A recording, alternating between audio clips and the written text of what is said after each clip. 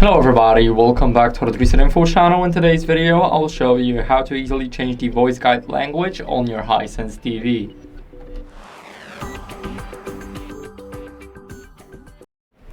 So first, go over to the settings.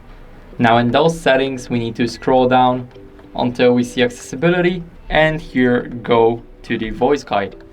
Now here we have the language, and we can change the language from English to French, Spanish, German, or Italian. And there should be more languages soon, but for now we have only 5 languages, 4 not including the English one. So that's basically it. I hope this video was helpful, and if it was, then leave a like, sub, and a comment, and I'll see you in the next one.